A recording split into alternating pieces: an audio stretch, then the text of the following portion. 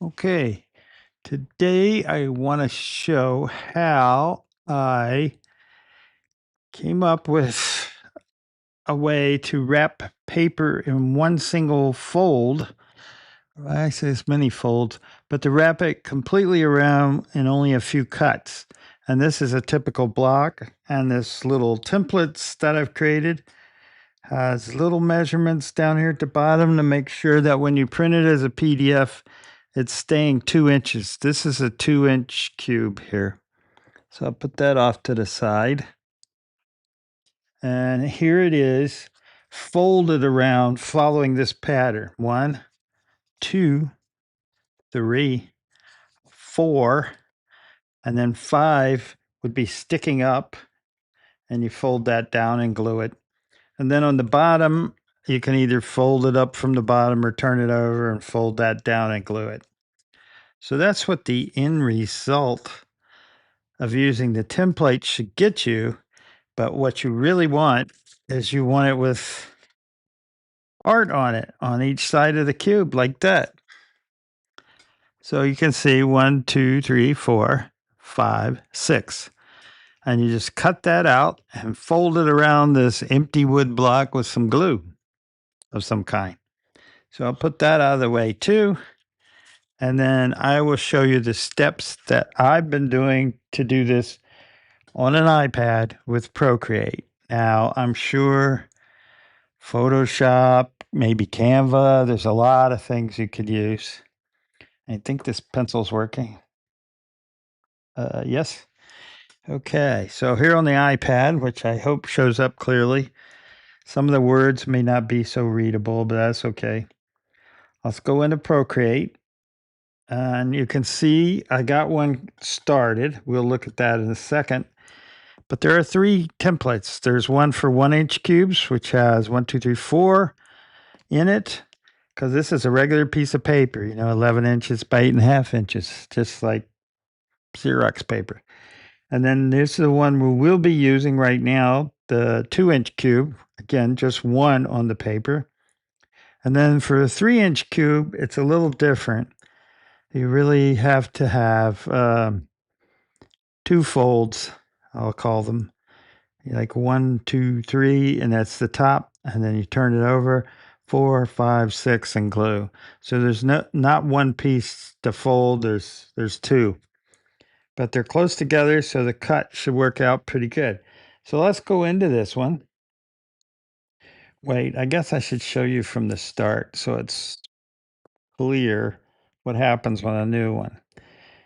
In my canvases, I have one called printer letter paper, which is 11 inches by 8.5 inches. I tap that, I get a new one. So that's the first thing I would do. So now I have my new canvas, which I should probably give a name like demo, let's call it. So now we have demo, and we came out of it because we want to go get this. And when we go over there, we don't mess with anything. We just go copy canvas. And then we go back to our new one. And I keep making it smaller so you can see it. And I think there is a paste right off the menu, so you don't have to remember any gestures. Do paste. And the one thing we care about right here is fit to canvas. It probably is fit to this canvas since they're the same size. The templates are also 11 inches by 8.5 inches. So, but I click it anyway, just to be sure. Then I would take it off and unselect it, I mean. And here, when you click that little N, if you can see it in there, you get to change the opacity. So as I bring it down, I just want them kind of lightly in the background. So let's just go pick any old art and we will insert a file. Could be a photo. It looks like it should be a photo because that's too much looking around. Insert a photo. Let me just pick one. How about this woman sitting in a puffy chair? Now it's going to come in and it's probably going to be a bit too big. So to make this a little easier, you want to have snapping on. It can just be snapping, not magnetics. And then we're going to, since we know what 2 inches is in pixels, we're going to alter it by turning, it's locked by default. You unlock it, you go 6. And then you tap that one, you go 6. And there we go.